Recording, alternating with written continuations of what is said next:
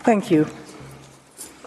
Madam President, distinguished members of the Court, it is a privilege to appear on behalf of the Republic of South Africa in this case of exceptional importance. It's a case that underscores the very essence of our shared humanity as expressed in the preamble to the Genocide Convention. It's my task to address the Court on the genocidal acts that have led to this urgent request for provisional measures under Article 41 of the Statute of the Court. South Africa contends that Israel has transgressed Article 2 of the Convention by committing actions that fall within the definition of genocide. The actions show a systematic pattern of conduct from which genocide can be inferred. Allow me to place these acts in context. Gaza is one of the two constituent territories of the occupied Palestinian territories, occupied by Israel since 1967. It is a narrow strip of approximately 365 square kilometers, as depicted in the map now displayed. Israel continues to exercise control over the space, territorial waters, land crossings, water, electricity, electromagnetic sphere, and civilian infrastructure in Gaza, as well as over key governmental functions. As the Honourable Minister has said, entry and exit by air and sea to Gaza is prohibited, with Israel operating the only two crossing points. Gaza, which is one of the most densely populated places in the world, is home to approximately 2.3 million Palestinians, almost half of them children.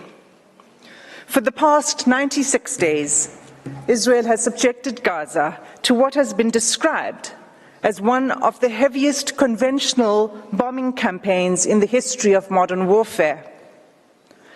Palestinians in Gaza are being killed by Israeli weaponry and bombs from air, land, and sea.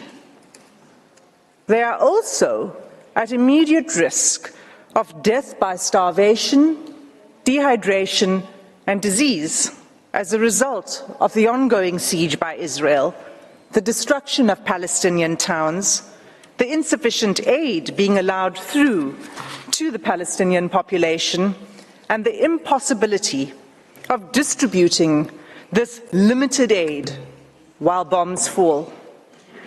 This conduct renders essentials to life unobtainable. At this provisional measures stage, as this Court has made clear in the Gambia-Myanmar case, it is not necessary for the Court to come to a final view on the question of whether Israel's conduct constitutes genocide.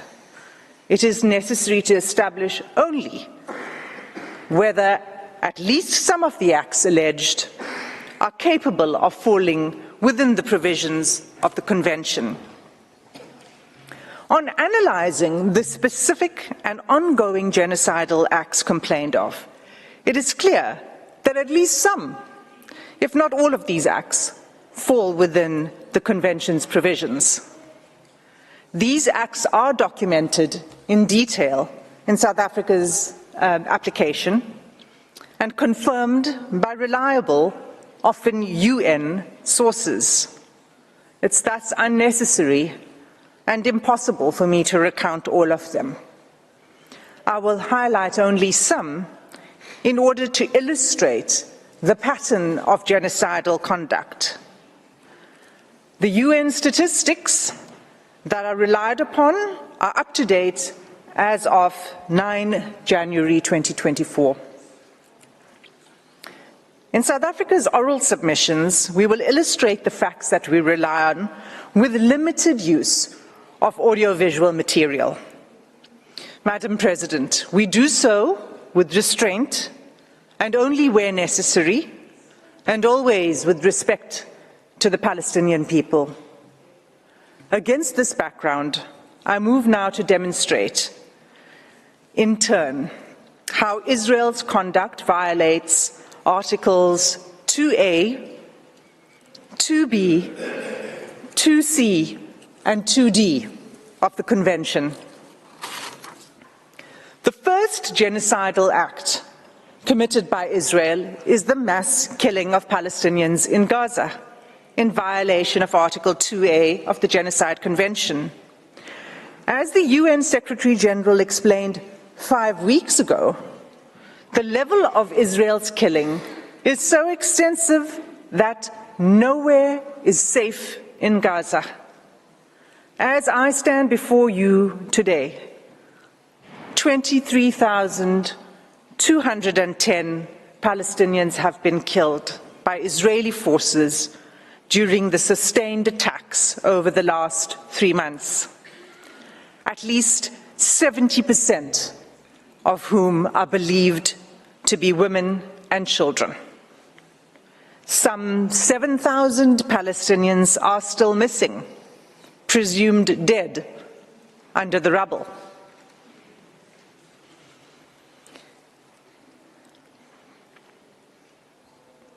Palestinians in Gaza are subjected to relentless bombing wherever they go.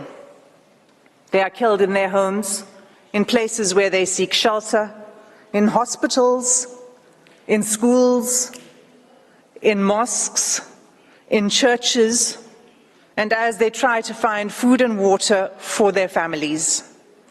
They have been killed if they failed to evacuate. In the places to which they have fled, and even while they attempted to flee along Israeli-declared safe routes. The level of killing is so extensive that those whose bodies are found are buried in mass graves, often unidentified.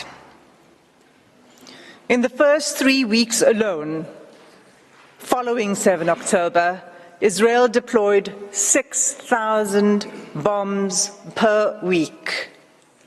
At least 200 times it has deployed 2,000-pound bombs in southern areas of Palestine designated as safe. These bombs have also decimated the north, including refugee camps. 2,000-pound bombs are some of the biggest and most destructive bombs available. They are dropped by lethal fighter jets that are used to strike targets on the ground by one of the world's most resourced armies. Israel has killed an unparalleled and unprecedented number of civilians, with the full knowledge of how many civilian lives each bomb will take. More than 1,800 families, Palestinian families in Gaza, have lost multiple family members, and hundreds of multi-generational families have been wiped out, with no remaining survivors. Mothers, fathers, children, siblings, grandparents, aunts, cousins, often all killed together. This killing is nothing short of destruction of Palestinian life. It is inflicted deliberately. No one is spared, not even newborn babies. The scale of Palestinian child killings in Gaza is such that UN chiefs have described it as a graveyard for children. The devastation, we submit, is intended to and has laid waste to Gaza beyond any acceptable legal, let alone humane, justification. The second genocidal act identified in South Africa's application is Israel's infliction of serious bodily or mental harm to Palestinians in Gaza in violation of Article 2B of the Genocide Convention. Israel's attacks have left close to 60,000 Palestinians wounded and maimed. Again, the majority of them women and children. This in circumstances where the healthcare system has all but collapsed. I'll return to this later in my speech.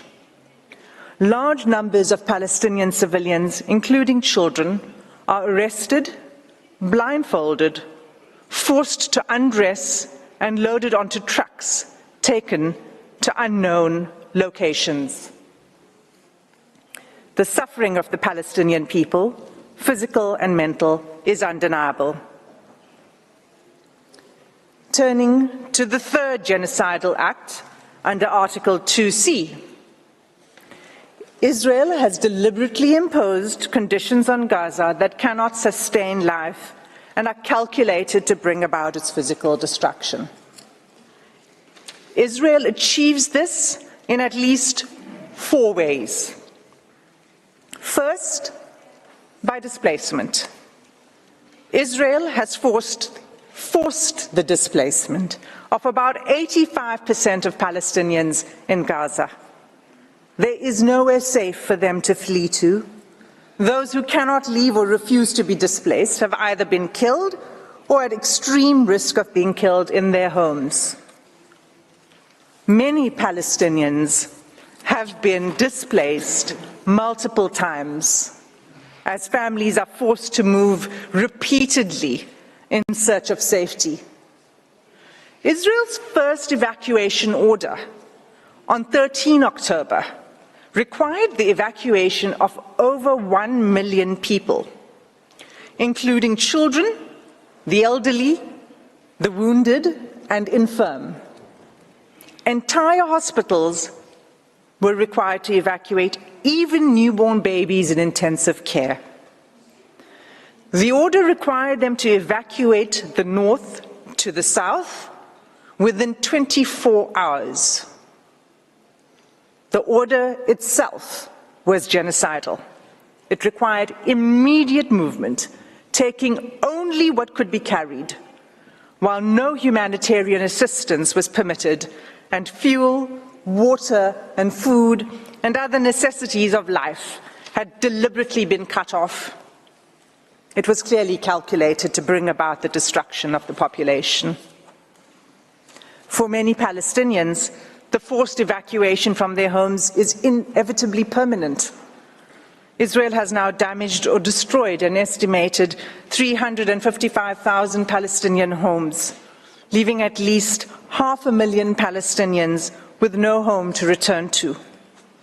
The Special Rapporteur on the Human Rights of Internally Displaced Persons explains that houses and infrastructure, quote, have been razed to the ground, frustrating any realistic prospects for displaced Gazans to return home, repeating a long history of mass forced displacement of Palestinians by Israel. There is no indication at all that Israel accepts responsibility for rebuilding what it has destroyed. Instead, the destruction is celebrated by the Israeli army. Soldiers film themselves joyfully detonating entire apartment blocks and town squares, erecting the Israeli flag over the wreckage, seeking to re-establish Israeli settlements on the rubble of Palestinian homes, and thus extinguishing the very basis of Palestinian life in Gaza. Second, together with the forced displacement, Israel's conduct has been deliberately calculated to cause widespread hunger, dehydration, and starvation. Israel's campaign has pushed Gazans to the brink of famine. An unprecedented 93% of the population in Gaza is facing crisis levels of hunger. Of all the people in the world currently suffering catastrophic hunger, more than 80% are in Gaza. The situation is such that the experts are now predicting that more Palestinians in Gaza may die from starvation and disease than airstrikes.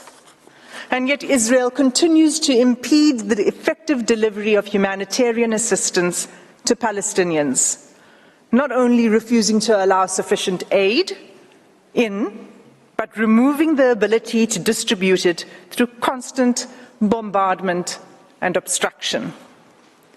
Just 3 days ago, on 8 January, a planned mission by UN agencies to deliver urgent medical supplies and vital fuel to a hospital and medical supply center was denied by Israeli authorities. This marked the 5th denial of a mission to the center since 26 December, leaving 5 hospitals in northern Gaza without access to life-saving medical supplies and equipment. Aid trucks that are allowed in are seized upon by the hungry. What is provided is simply not enough.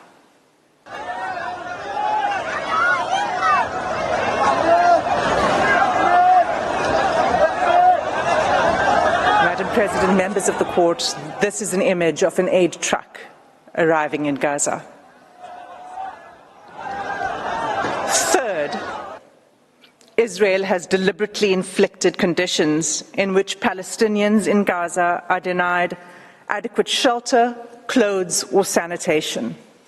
For weeks, there have been acute shortages of clothes, bedding, blankets, and critical non-food items. Clean water is all but gone, leaving far below the amount required to safely drink, clean, and cook. Accordingly, the WHO has stated that Gaza is experiencing soaring rates of infectious disease outbreaks. Cases of diarrhea in children under 5 years of age have increased 2,000% since hostilities began. When combined and left untreated, malnutrition and disease create a deadly cycle. The 4th genocidal act under Article 2B is Israel's military assault on Gaza's healthcare system, which renders life unsustainable. Even by 7 December, the UN Special Rapporteur on the right to health noted that the healthcare of infrastructure in the Gaza Strip has been completely obliterated. Those wounded by Israel in Gaza are being deprived of life-saving medical care.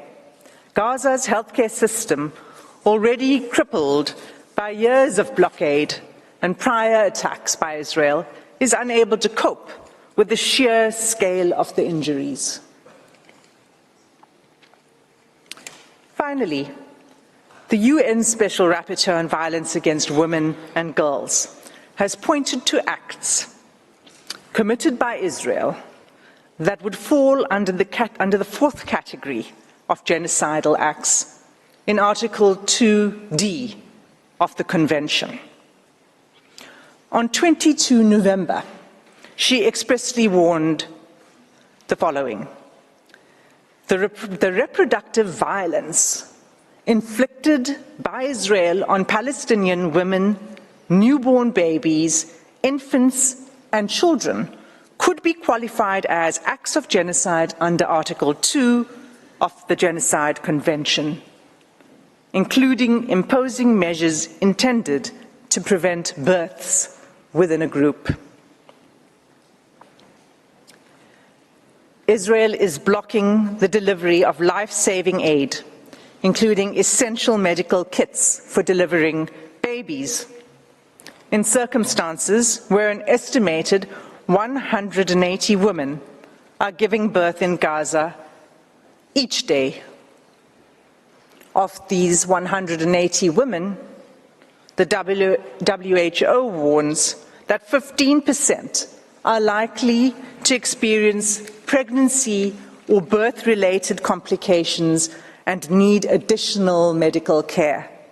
That care is simply not available.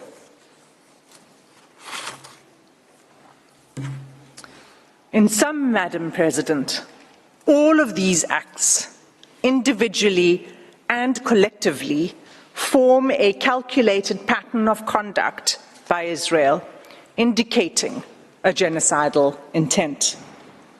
This intent is evident from Israel's conduct in specially targeting Palestinians living in Gaza, using weaponry that causes large-scale homicidal destruction, as well as targeted sniping of civilians, designating safe zones for Palestinians to seek refuge, and then bombing these, depriving Palestinians in Gaza of basic needs: food, water, healthcare, fuel, sanitation, and communications, destroying social infrastructure, homes, schools, mosques, churches, hospitals, and killing, seriously injuring, and leaving large numbers of children orphaned. Genocides are never declared in advance, but this court has the benefit of the past 13 weeks of evidence that shows incontrovertibly a pattern of conduct and related intention that justifies a plausible claim of genocidal acts. In the Gambia-Myanmar case, this court did not hesitate to impose provisional measures in relation to allegations that Myanmar was committing genocidal acts against the Rohingya within the Rakhine state. The facts before the court today are sadly even more stark, and like the Gambia-Myanmar case, deserve and demand this court's intervention. Every day there is mounting irreparable loss of life, property, dignity, and humanity for the Palestinian people. Our news feeds show graphic images of suffering that has become unbearable to watch. Nothing will stop the suffering except an order from this court. Without an indication of provisional measures, the atrocities will continue, with the Israeli Defense Force indicating that it intends pursuing this course of action for at least a year. In the words of the UN Under-Secretary General on 5 January 2024, I quote, "You think getting aid into Gaza is easy? Think again. 3 layers of inspections before trucks can even enter. Confusion and long queues. A growing list of rejected items. A crossing point meant for pedestrians, not trucks. Another crossing point where trucks have been blocked by desperate, hungry communities. A destroyed commercial sector. Constant bombardments, poor communications, damaged roads, convoys shot at, delays at checkpoints, a traumatized and exhausted population crammed into a smaller and smaller sliver of land, shelters which have long exceeded their full capacity, aid workers themselves displaced, killed. This is an impossible situation for the people of Gaza and for those trying to help them. The fighting must stop." Close quote. Madam President, members of the court, that concludes my section on the genocidal conduct of Israel. I thank you for your patient attention, and I ask that you call Advocate Mukatobi to the podium to address the court on genocidal intent.